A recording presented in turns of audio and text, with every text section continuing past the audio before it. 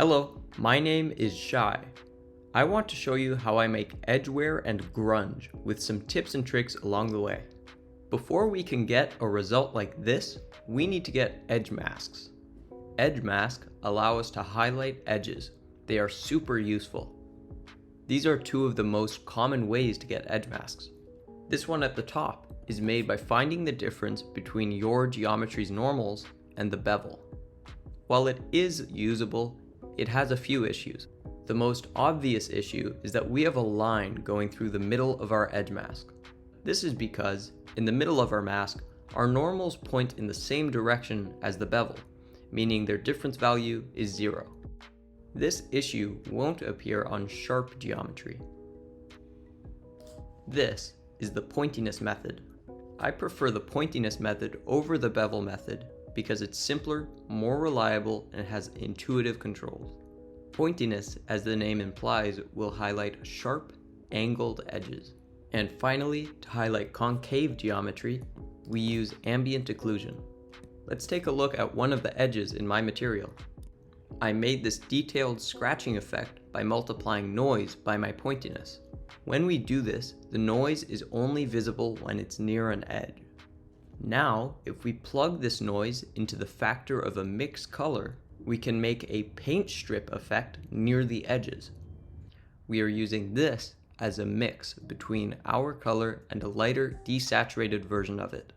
At the fundamental level, this is what I use to create the effect. We can make this noise more detailed and use it as the height for a bump map. This can simulate scratches on the corners of our surface.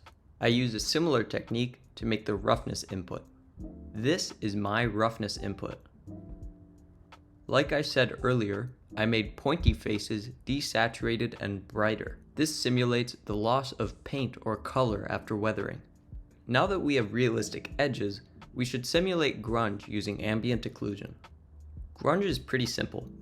You can make a grunge mask by using noise as your distance input in an ambient occlusion node.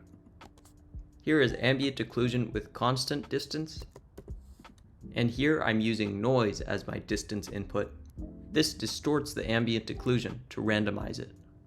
You can use this mask to mix between your colors and a darker version of it. This simulates dirt accumulating in the concave corners of your shader. On top of this, you can add the ambient occlusion node to your roughness input. This increases roughness wherever it has grunge. You should use noise to add color variations to your grunge. Our material is pretty realistic. To tie it all together, we can add some general noise to our roughness, color, and bump. I really wanted to rough up this material, so I used this system as a bump input. I tried to simulate tons of scratches on this surface. I used this to simulate some deep scratches in our surface. I recommend you use ambient occlusion to hide your scratches, because in real life, scratches are usually near the exposed parts of your object. I made this pattern by mixing two Voronoi textures together. You can use a compare node to make this cool line pattern. I recommend using noise as the epsilon input to add more variation to the thickness of your lines. After multiplying this result with some noise, it works great as a mask. You can also use it to desaturate your colors in the scratches. This makes it look like deep scratches remove color. Like any other PBR material, it's a safe bet to add some general bump to the entirety of your shader. Keep this effect toned down for realism. It's easy to overdo it. Photorealistic shading can take a lot of procedural noise patterns. Every bit of variation you add, you ground it more in reality. After adding all these layers, you can make some thoughtfully placed parameters to make changes to your shader really easily. I added two separate sliders for primary color and grunge color. This lets me change the colors really easily. I added a pointiness threshold slider, allowing me to easily increase or decrease the spread of the edgeware. I added a slider for scaling the scratches.